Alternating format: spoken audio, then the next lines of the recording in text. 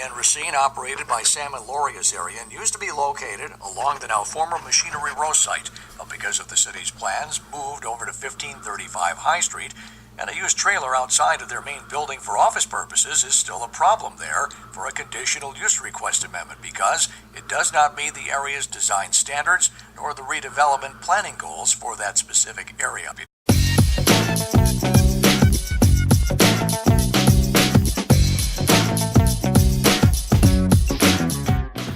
Well, good morning. Welcome back to Talking Racine.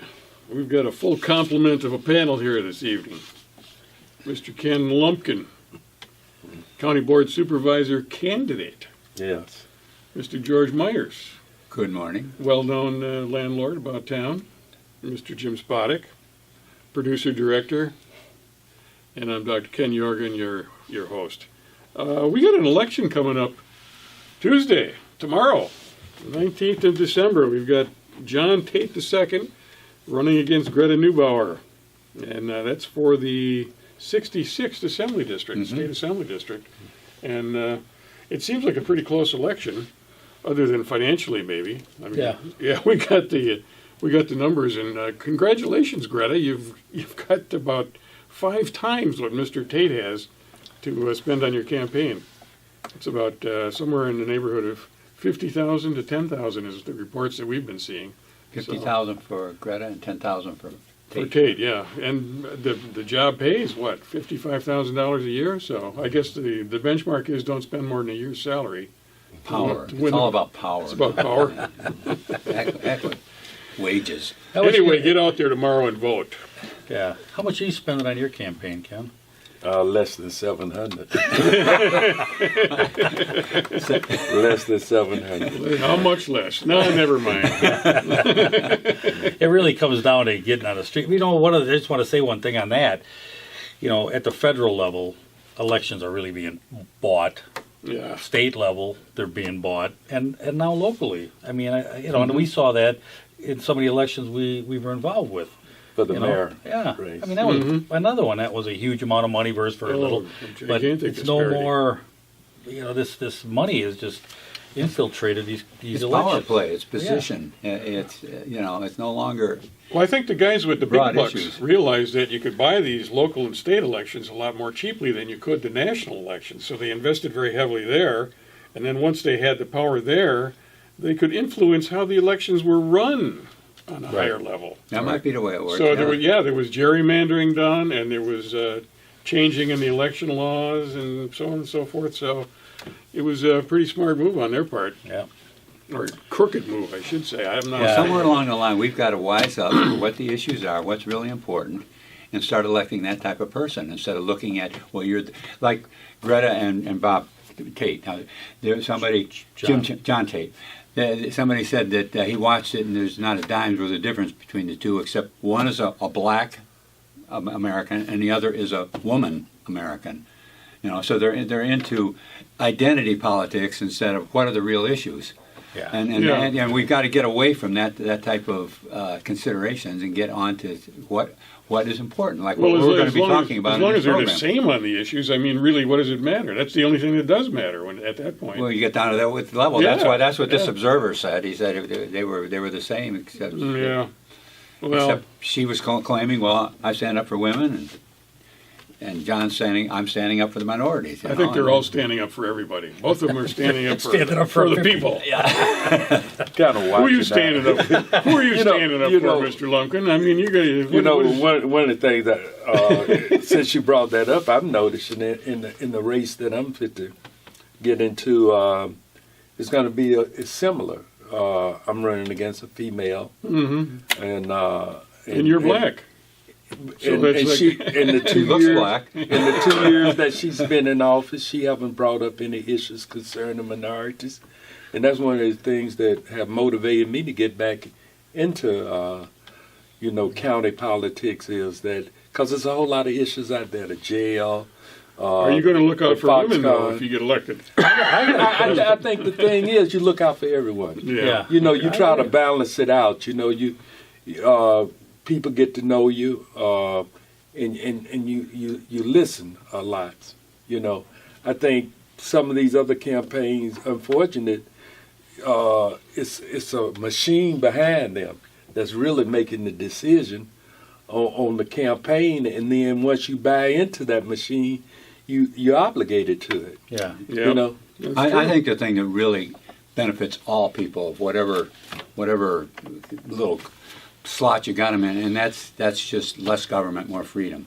Right. Because and I'm looking at this with the Racine being the worst, fourth worst city in the country for black people. Mm-hmm. I'll bet you if we could do something about that zoning and make getting into business like a cakewalk, a walk in the park, just so simple that anybody can do it, you would see that thing start to close. I always call it the human spirit. Let it fly. Let it flow. Right. Let it go. That gets us to our next topic. Absolutely. Which is the conditional use permits, which is it's a big point of dispute in the city of Racine right now, because the conditional use permits are being used really to suppress business innovation. Here's the way I see they work. When you got those conditional use permits, you put a lot of power into one or two individuals in the city as to deciding who's going to get to start up a business and who can't. They pick the winners and the losers. You see, so and that's that. And the effect is, that little bit of prejudicial thinking goes on in anybody's head. And well, I don't know about this person. Right, he doesn't look quite right to me. I want those flowers around that pole. Well, it wouldn't be so bad if they'd pick me as a winner. Then I would be. I wouldn't mind that. That's the way it goes. But you let anybody just get rid of that whole system. Whenever you put a human element into it, then you've got all kind of human issues that are going to pop up. Funniest thing, all of a sudden in this city, you guys don't want to get rid of humans, seem to make it, right? You guys want to get rid of humans? Yeah. We want to get the human element out of some of the decision making. Well, anyway, where we're going with this is that this conditional use permit is a problem now for somebody who had been a tenant or an owner down at Machinery Row, Sam Azarian, who ran Azarian Azarian Marina and Azarian Wrecking. Right. So he was basically kind of given the bum's rush out of there. They did purchase his property. They didn't give him any relocation expenses, which is now an ongoing dispute. And he relocated over to behind the old Hamilton Beach building. Right. And anybody who's like our age will remember Hamilton Beach is over there on Monument or Memorial Drive, near Rapids Drive. So Azarian went over there and put up a trailer to run his wrecking business out of, and now he's run afoul of the conditional use permit by way of the city. And we got a clip here that kind of shows it shows a little bit of the history of the Azarian family, right? And what he's up against right now. I think it'll be a real eye opener. Right. Why don't you go ahead and play that clip, Jim? At Azarian and Sons Marina with Sam. Hey, Sam. Hey, how are you? Thanks for talking to me. Let's talk about your business. We're at your work site. Where you're working today. Yes. Yeah, what is this place? This is a marina that my dad had started. Your dad started this? Yes. How long ago? Oh, it would have been in 1979, I think it was. And why was there a need for a marina that your dad started? Well, you know what? He was one of the first people in this area in eastern Wisconsin here he had a vision that people would come and store their boats and have a marina, So this marina has direct access to the lake, right? Yes. So your business is to store boats? We store boats and we have the slips. The boats are in the slips. Azarian and Sons, it's the marina, and they can find you all over town doing other stuff, can't they? Oh, yes. Thank you so much for taking the time to talk to us on your... Wow. 1979, that was before the city and county decided to embark on the marina program down at the lake. So there was some productive enterprise going on. Yeah. Exactly. Came in, he thought he'd start a marina, and he did, and he was successful with it. And, of course, now Machinery Row came in, which was purchased, by the... And his property happened to be a big part of the Machinery Row. Now... Do we call it a project or a dream? The Machinery Row dream. Disaster. He was... Machinery Row nightmare. That's right. Yeah. There you go. But one of the things that here, when we're going to go to that next segment, is that he should have been offered, now by law, offered. State statute, a relocation package to be taken out. Even though Blackwell was purchasing the property, it was city money. which means that he was considered a displaced person by the state of Wisconsin. He's got, and of course, they also have sent a letter to the city stating that he's a displaced person. But he moved and evicted, and I mean, went through a lot. Now, I grew up in Racine, and I remember the Azarians. I mean, they were everywhere doing something for anybody, big sports people, a lot of stuff they did, free. And I know that for a fact. Yeah. And I mean, the old man Sam was, colorful. It's at the very least, but really very good people. And to be pretty much bum rushed out of that marina as it was maliciously done by the city. Well, and now he's relocated, and they're on his butt. And so we're going to call this episode the Hypocrisy on Steroids episode. Right. So go ahead and show us what he's up against now. And by the way, this is where we get into conditional use problem, permits problem.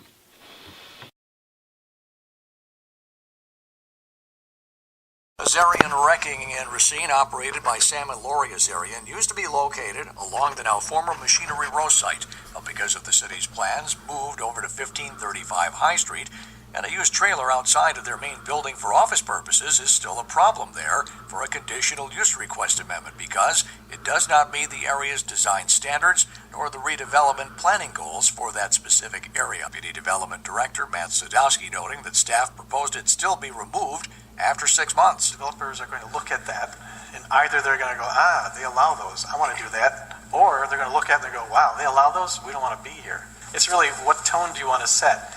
I always bring this up, is that we have a limited amount of land to develop in, and we need to maximize that.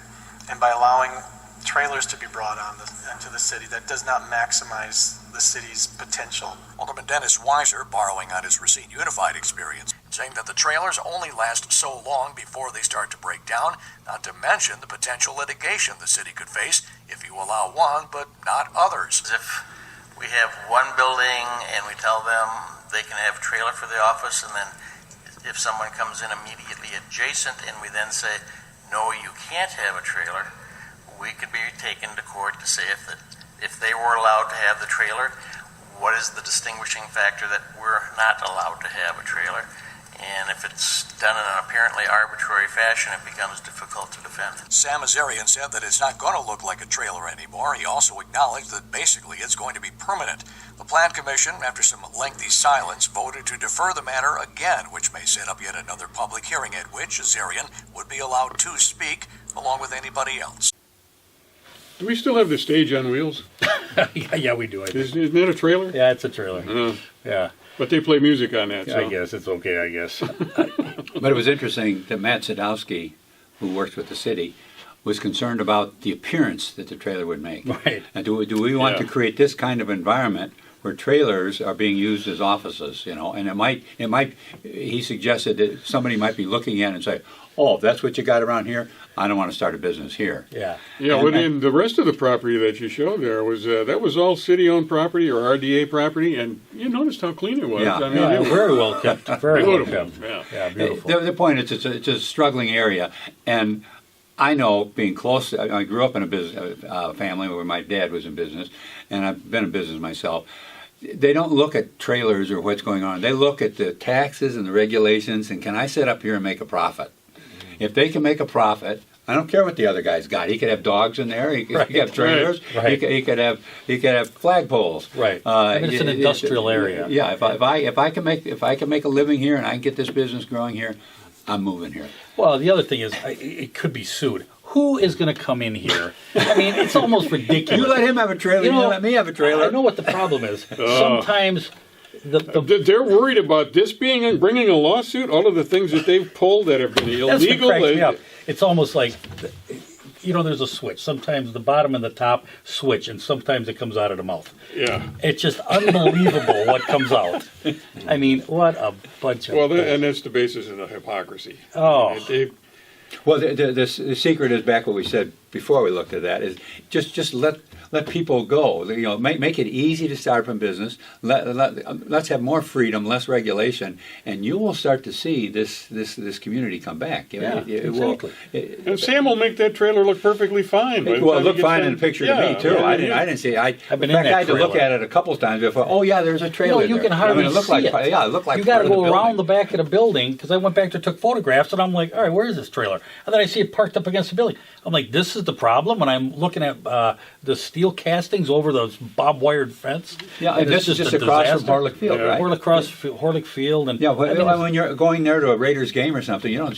No, and actually, you the don't building- walk on the football game and say, "What the heck is that trailer? I can't enjoy this football game." You'll see the There's a abandoned trailer steel sitting in that yard. building there. You'll see that. One of the problems I have is that, you know, you have these little, you have that one on Memorial Drive, and at the far end of Memorial Drive, you have another industrial park. And during the period of time they was creating those, because we landlocked, you know, that was the mayor's. Yeah, initiative. You would think that they was going out and looking how can we redevelop those areas. However, they in a, you know, a low density area where I guess not enough money right to be made over there. Yeah, exactly. I mean, So they have ignored those. I mean, how long have that's the old Bell City area. Right. Oh yeah, that. How long and then have that been you go demolished? by the Jacobson geez, site, that was that's all 10 redone. years Nothing's anyway, over at there. least. You know, a big problem the city has. We had a chart out here in one of the programs that showed the tax rates for Racine and all the other communities, and we were like at least double all of them. I think the one closest. And when a business comes in, and they got two communities to choose from, and one of them's going to cost them twice as much in property taxes, and they're going to be taxed twice on their machinery and their building and all that type of stuff. You can bet they're going to give a big, heavy priority to that one where they're going to pay half the amount of taxes. It means something. You know, and I remember when the conditional use permit came in, and it was like, well, we can control, we can see. Well, all it is a way to control. That's it. It was zoning prior to that. So this area was zoned a certain, you could put a funeral home, a hardware store, a McDonald's, whatever it is, would zone B2 in his areas. And that's what we got to get back to, is just come in and say, whatever business you're going to put in, we don't need a corridor, access corridor board that talks about the signage on the access corridors coming in. I mean, there's so many different permits and stuff you got to run through to open up a business. It's like, why am I doing this? You lose track of your business. You know, I mean, it's tough enough to open up a business. There's all kinds of things that you need to take You care really of. need to open it up and just let it go. Yeah. And Let someone you know, come in and I'm start telling up you, already I get go so started far as to say some of these neighborhoods, you start running some neighborhood businesses. You know, back in the day, if you go in the old neighborhoods, you've got little storefronts off of houses where they would bake bread or a barber shop or something. Let's get back to that. Let's get back. Where I live in an old church rectory. On one side is a church, and the other side was a funeral home. You go to the next one, there's a store there, probably a grocery store, and then you go across the street, and it still has a bit of the sign there, small tools made here. Yeah. You know, so you had factory, you had commercial, you had churches, you had residential, and you could walk to work. The school, Jane's School, is down the other end of the block. Well, the office I'm You in didn't right need a now. car in those days. You didn't need buses. Yeah, everything was right there in the neighborhood if you wanted it. Yeah, the office I'm in was an old grocery store, an old neighborhood grocery store. Oh. So, I mean, I think you start that back up. Now, granted, it's tough to make a buck. There's no doubt about it. But if somebody gets in there and they're enterprising, I mean, they come up with something. There's all kinds of great ideas out there. Let it go. The main thing is to let it go. Yeah. People can be very innovative and figure out how I can make money at this corner store. And we don't have to stick a ton of money in. The city doesn't have to come in and regulate, and they don't have to pour money in. This machinery row is a typical example of way too much money, way too much thinking, and they destroyed businesses that were in there. There are a bunch of businesses in there. They're going to have to get back It's a to terrible dream gone bad. They're going to have to get back to letting small business. I mean, that's where the buck of the taxes That's come from. That's where Exactly. that's the easiest to get together. How many of you guys have seen that small businessman on the corner of State Street and Marquette? Oh, the guy with the sign. With the sign. Oh, yeah. He's got a sign. Oh, There's that guy. sales out there. Selling And a case of bottle of water. Yeah. For $15, he's in business. Yeah. I'm surprised And they it- have let him stay. I enjoyed it. I thought, you know what? They should have a guy like him on every corner. So if you're sitting at these stoplights, they're so darn boring. At least somebody's out there entertaining you, throwing a sign around. Or, Oh, yeah, I buy stuff from that guy. I bet you like Lady Liberty doing taxi. yeah, I like that one too. Even if it's about taxes. Yeah. Well, speaking of Machinery Row, now, gentlemen, this was not too long ago historically significant property, Yeah. and now they're talking about taking it back under city control and demolishing it.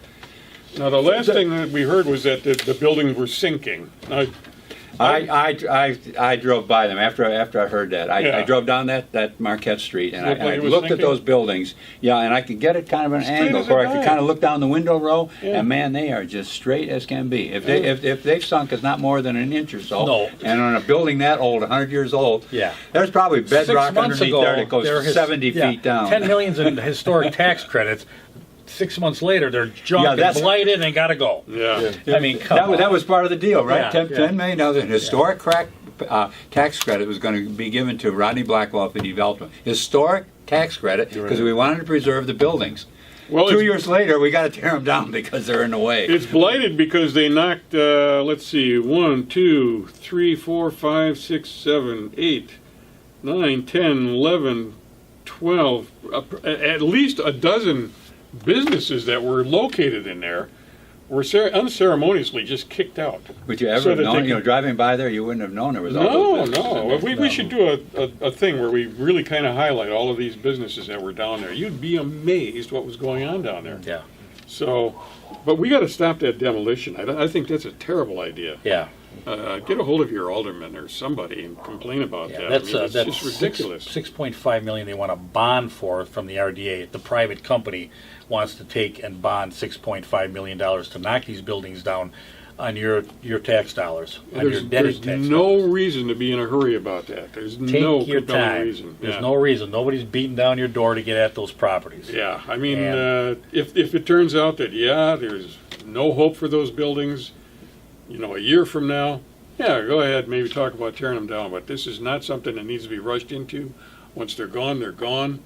And, talk about historical buildings. What we're doing is creating a bad history if we do that. Yeah, and in there's my a lot opinion. of timber in those buildings. I mean, Oh, yeah. and virgin timber Iron, in too. those. As a Yeah. matter of fact, to get life going in there again, you probably got a better shot at it if the buildings are there. Yeah. As opposed to looking for because a lot of small businesses come in there. My dad was like that. I mean, he started off in an old house, his plating and bending shop, a manufacturing shop.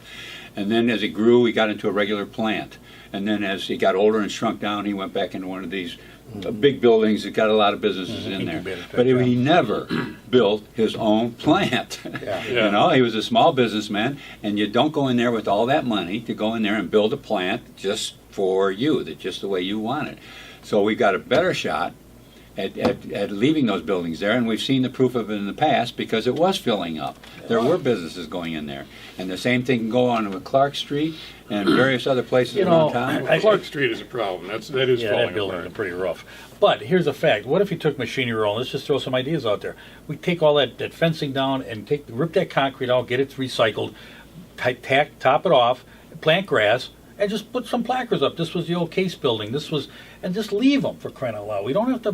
We can just let dogs run and kids run and play baseball or whatever. Well, I mean, like I it doesn't have to mentioned- be. It doesn't have to be this Doesn't have to be major. flat, right. Yeah, and somebody comes along at that point. All right, we've got this. Somebody comes in and says, I could use this amount of I mean, area. it I can look really don't like the attractive. thing down at Right. on Taylor Avenue or down on Memorial Drive. That's not nice, and I don't like the Bell City Foundry. I like this one right here by the river. But they want all Yeah, they think wanna big, tear it down think and, big. yeah. All it's cost the citizens of Racine is a huge amount of money, and we've got nothing. And I mean, we've spent, and we're going to spend We close got to less than $25 nothing. million, $25 million, and we've got crap. That's what's going to end up if we tear those down. That's the kind of money we're going to have Put the spent. farmer's market in there. I want the farmer's Whatever. market I mean, in we there. spent $25 million. Here's the thing. The relocation alone should have everybody in that administration If it was in a corporation, they'd have been seen the door. They've been given a security guard, and they'd have been walked out. There needs to be some heads that roll down there, especially for the relocation, because they absolutely knew of that relocation of those tenants. And they maliciously pushed those tenants out. It's going to cost the city citizens a ton of money at the end of these lawsuits that are going to come because of it. And these people that are in administration now should not be in those positions. Move on, and let's start fresh. Speaking of money, let's see, what date was Friday? That was December what? 16th? 15th. Wasn't there $60 million due from Foxconn on the 15th of December? Did you guys hear that it didn't get deposited? I didn't hear I didn't hear any money going in there. Foxconn was supposed to deposit $60 million, and then somewhere down the road, pretty soon, the county or Mount Pleasant or somebody is going to give Foxconn a $100 million loan. Right, forgivable loan. But the $60 million didn't hit the bank like it was supposed to on Friday, and the report is that there was a wrinkle in the paperwork. I hate that. So we'll keep an eye on that one for you. We have no idea where that's going. You know, we kind of got an idea, but I mean, take our word for it. That's it's not going to work out the way it's a promised problem, to be. and I don't think I'm not in a position. I'm not going to say to Mount Pleasant, no, you shouldn't do this, or the state. But I do recommend. I would like to see them do two things. And this came from this Belt magazine article, and one of them is to get.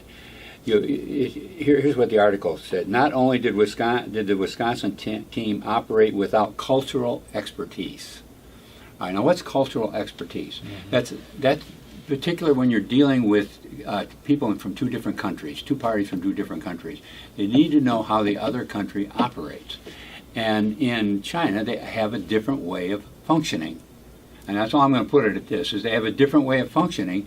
But particularly, now here's one part I am going to mention, is that when the Chinese enter into a contract, that's not the last, just because it's written down, that's not the last word. If things change in the economy or whatever, they expect to redo the contract. And that's the type of thing that goes on the other side. So that's the first thing that you should demand, people of Mount Pleasant, of your people that are negotiating this, is get somebody with some cultural expertise with regards to how the Chinese operate. The second one is called industry-specific expertise. And that is when you're dealing with a party over a particular type of industry, you need to know what's going on in that industry. And what's going on in the LCD displays industry is different than what would be going on if it was automobile or if it was clothing or something like that. So you need to get somebody that can tell you what is happening in that industry, particularly when you're going into a 30-year deal.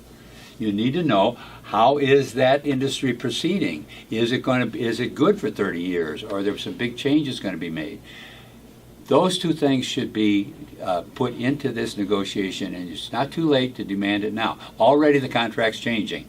They didn't put it is pretty late. They didn't put the $60 million into the bank account. Yeah. So get somebody with some cultural expertise and some industry-specific expertise to make sure you know just how far you want to go with this deal. Now, the guys who write this article themselves have that kind of expertise, and they've looked at the negotiating team for the state of Wisconsin and the county of Racine, and they have come to the opinion that that expertise is not present in those people. So you're exactly right in calling for them to find somebody that knows what the heck they're talking about. And then if you still like it, at least you'll have a better idea of what you're getting into, because right now there's no knowledge. There's no knowledge about industry specific, there's no knowledge about the LDC displays, and there's certainly no knowledge about how China deals with contracts. And we're talking about relocating a tremendous amount of people and the huge tracts of land being purchased.